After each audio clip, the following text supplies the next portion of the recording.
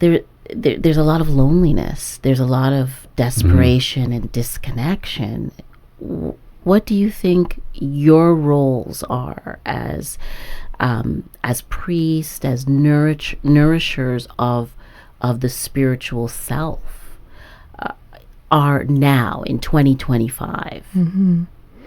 I think it's about creating a community that is open and inclusive and safe and brave for anyone to come into. It needs to be healthy. And sadly, we hear often on the news about faith communities that are not, clearly are not, and are causing harm to people. And we need to make sure that we are holding people tenderly, that we are embracing everyone, and that we walk with people and value them for who they are, not in spite of who they are, for who they are. I think one of the things that we really need to do to be able to accomplish that is to really broaden our own perspectives on spiritual practices. So not just say, come and worship out of this book and sing these hymns out of this book at this particular time like we always have in this space, but encouraging people to pray contemplatively, which just means silent prayer, or to walk a labyrinth, or to meditate. And as spiritual people, spiritual leaders, to embrace that broad spectrum of practice and to try to host it, encourage it. And I think by doing that, we can build relationship with people who do have concerns or just absolutely cannot get over the barriers that would lead them into a worshiping community.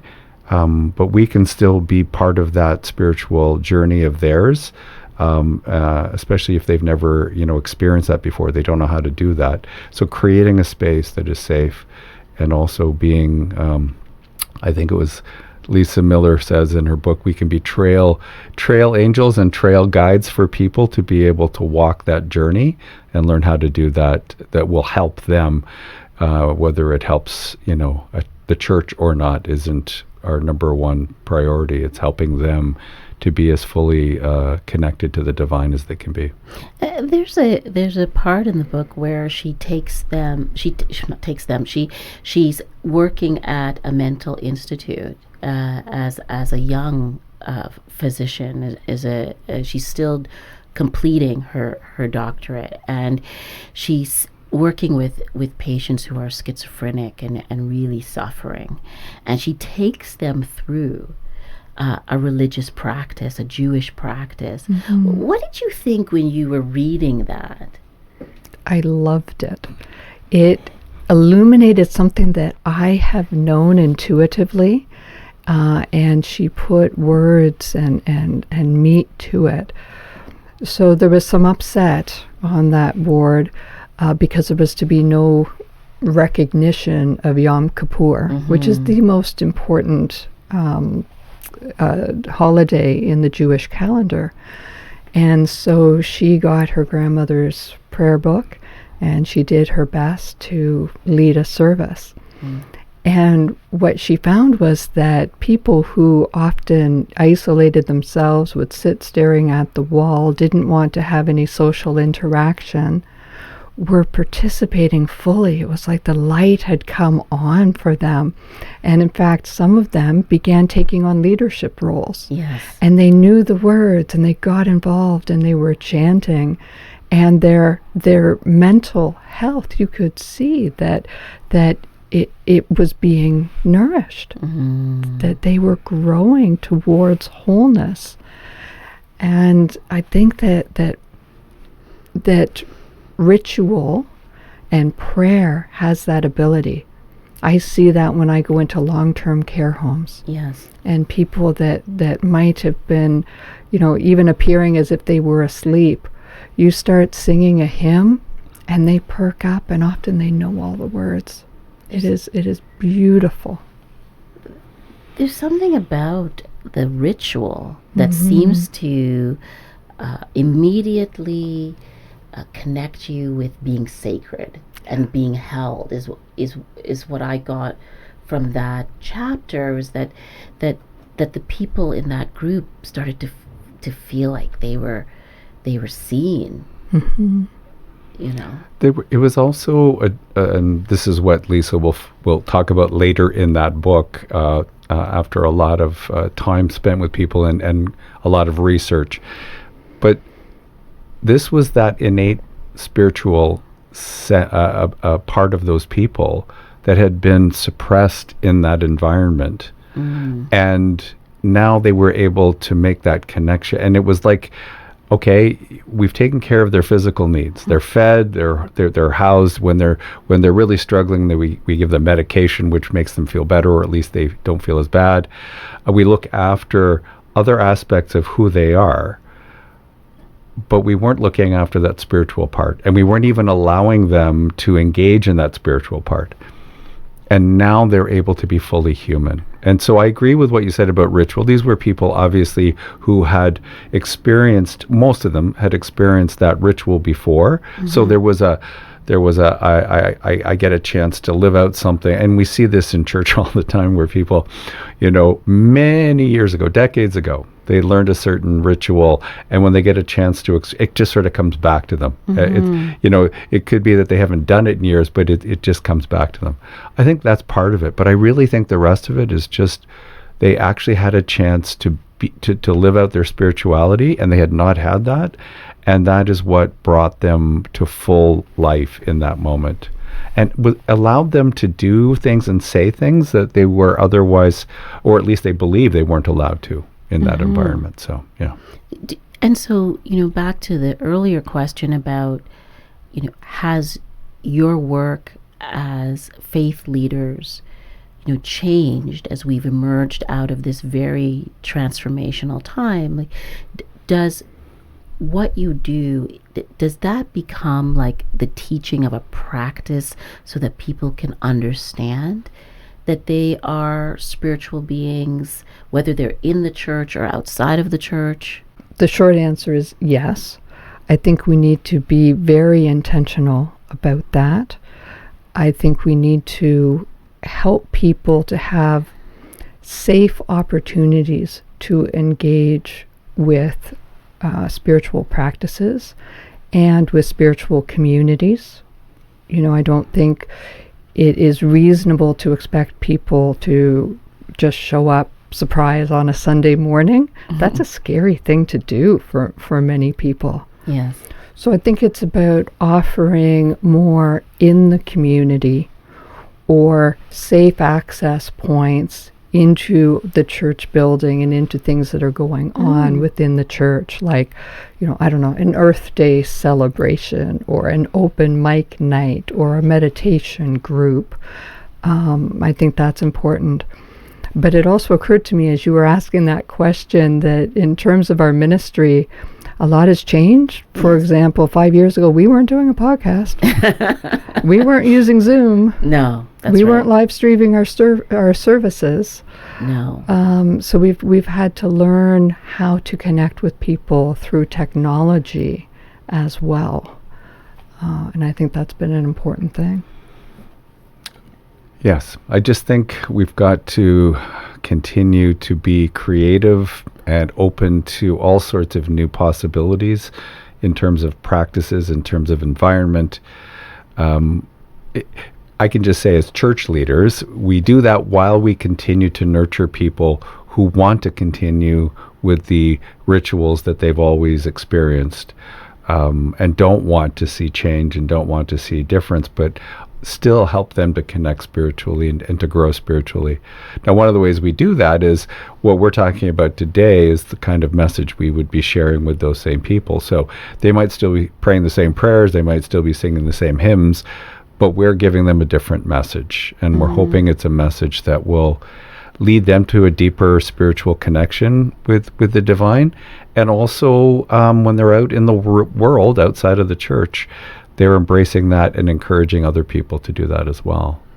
Is there a gospel that you could think about today that's speaking to you right now, just speaking to your heart right now this week, is there anything that you could share with us, like about a way to contemplate what we may be experiencing if we're in a place of, darkness or sadness, or feeling defeated, or experiencing rejection?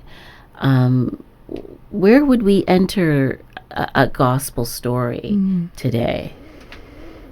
So there's a passage in John's Gospel in chapter 10 where Jesus talks about the fact that he is a shepherd, and his sheep hear his voice, and it's this beautiful, intimate exchange where he talks about the relationship that he has with his followers. And I think that is an important thing, particularly as we approach Mother's Day, because I see this nurturing presence in that. And so often people think of God as being distant and punitive and very patriarchal and even harsh. Yes. And yet there are so many examples in our scriptures of the Divine One being gentle, being like a mother hen, being very nurturing. And to me, it reminds me of Saint Bridget, who is the mother saint of Ireland. Mm-hmm. But she was a shepherdess in her young years. And she's often depicted in pictures of having a shepherd's crook, although it looks a lot more like a bishop's crozier, because, she was the founder of a number of religious communities and considered to be a sort of episcopal abbess. Yes. But she was tender, and she was caring, and she was inclusive. And I think at a time where trans people are feeling very much under threat, where refugees are being dismissed or treated with hatred even, that we need to remember that at our core, we are to be nurturing. Mm-hmm. We are to be like those gentle, protective shepherds who take care of their flock. And I think we are called to take care of each other. It's a very powerful commentary in a period of time when there is a lot of division. Like we're in a period of time, not just in the world, but here in Canada, where I don't know that I've ever seen this vocal amount of tension, where we are not even able to talk to each other. And I wonder about the role of the church, of faith, even though people question faith and they're suspicious about religious organizations, and at the same time adoring, it kind of, there's this back and forth, but not really understanding that maybe faith has a role here, not political, right? Like 800 years ago, but in the meditating of our minds, of our hearts, of the softening of our ideas and notions of each other. Mm-hmm. I don't know that there's a question. But that's political too, isn't it? Because if we can soften people's hearts, people will elect different leaders. Right. One of the things that I found very encouraging in the most recent federal election campaign was words like, we need to take care of each other. We need to look after each other. What I think we've been going through for a while now, and this is just structurally in community and our society, is some really significant change. Definitely during the pandemic, people really felt that. In churches, we've been really feeling that. And in every case, when that happens, people are afraid. There's deep fear. And when that happens, we tend to see division, tribalism, polarization. And I think certainly as spiritual leaders, as church leaders, and as churches, I think our greatest role is for us to help people get through the fear and alleviate that fear and know. So one of the things that Lisa, I'm so glad she recognizes it very early in her time of study of people and her research is we are not alone. So when people feel like they're isolated, they're alone, and I think that happened a lot for a lot of people during the pandemic, especially when people were locked down, you're not alone. And for us as spiritual leaders, we need to make sure people realize that they're not alone. Now, they're not alone because the divine walks with them all the time, but we also need to be present for them so that they know that they're not alone. We are also there for them as individuals, as community. And I think that is something that we can do that would be very helpful to people in the world. Well, I guess you're talking about being almost like an advocate for the divine. Because if people have never been introduced to the idea that faith is a practice that allows you to not be alone, or that you are not alone, and that there is something higher or greater or bigger, and that we're all interconnected in that. In an achievement-driven society, you can feel alone because you're evaluated often on your material abundance or lack of it. And so, I guess part of your roles in a way is to not only be in the church and teachers of the faith, but to be advocates of not being alone in a way. And to also teach people that they don't have to be pitted against each other, right? That we can all win, we can all thrive. That our God is a God of abundance and provides enough love and enough sustenance for all of us. So we don't have to fight over it. We can share it with each other joyfully, and all, just be part of the banquet, right? That's Jesus' most often used metaphor. Yes, this beautiful idea of a banquet where everyone is invited and where the food and drink is abundant and everyone fits in and everyone belongs. Is there a line in the prayer, "The Lord is my shepherd"? Because that sort of comes to me right now, that each of you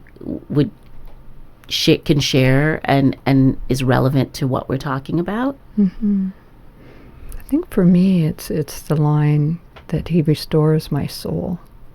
I think sometimes I can feel like life chips away at my soul. And I feel like when I am in the divine presence, when I experience the divine gaze, my soul is restored.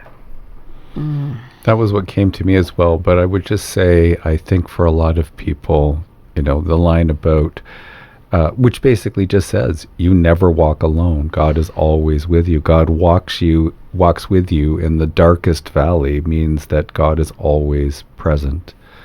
And you asked earlier about faith, and that's why I believe I haven't really had a deep crisis of faith, because I really believe that even if I don't recognize God's presence, God is always present with me. God is constantly trying to connect with me, and it's up to me to complete that connection. Do you think that our life is an awakening, a series of awakenings that we are continually going? If we allow it. If we allow it. We talked before about, achievement awareness and awakened awareness, and we've just been talking, I can't imagine more achievement-oriented culture and society than we've seen. We've had the largest growth in billionaires and trillions of dollars in wealth.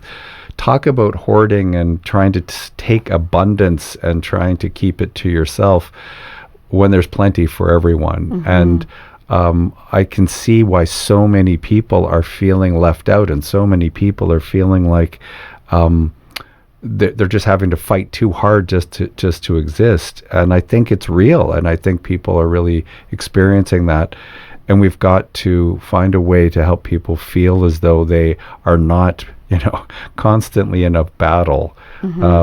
Now, there are certain social structures and political structures that would need to change, but I do think if people realize that there is they can have that, spiritual connection and spiritual awakening, and that it can really help them, and especially if we do it in community together, I do think, and I think Sue Ann mentioned that earlier, even things that we don't consider political become political, because as we help each other and as we do this together, and as I said earlier, we look after each other, that does become a way for us to structure our society and our politics and so on. So what's a first step, again, for the audience member who's listening or watching, who's struggling with their mindset, with their spiritual faith? You mean other than listen to this podcast? Other than listen. But like, you have to have a takeaway. Yes. What's the takeaway? No. Well, is there a step that you would take, or that you would recommend that a person take to anchor their faith, today in this very moment? I would say look for the good. Look for the divine at work in the world, because it is everywhere if we just open our eyes to it. Go for a walk in nature and marvel at the beauty and the complexity of it. To look at a small child and the joy of them playing and their innocence and their sense of humor. It is there. It is in our relationships. It is in, the hospice worker taking care of the person who's nearing the end of this life. We just need to let go of that fear. And in the scriptures it says 365 times, do not be afraid, right? Like one for every day of the year. Do not be afraid, because Is that right? Fear leads to all kinds of problems. So we need to act from a place of love, not a place of fear, and open our eyes to the good. So in Lisa's book, she talks about, awakened awareness, but what she also talks about is what is it that we're wired for? And one of those things that she believes we're wired for, which Dr. Kenneth Kendler says, is spirituality, this idea of connection with the divine. But one of the other things that they determined that we were wired for was altruism. So I would say, if you're struggling, go out and find some way to help somebody, volunteer somewhere. What is really cool is that not only are we wired for spirituality, we are wired to help people. What happens when we help other people and they're better off, we feel good about that. And the more we do that, the better we feel. And I don't know why. I guess maybe we believe God created all things. So why did God create us that way? I think it's so that we would help each other out, because we would feel that that sense of value by helping somebody else who's in need. So that would be what I would say, is go out and volunteer somewhere. Do something good in the community. You will feel good.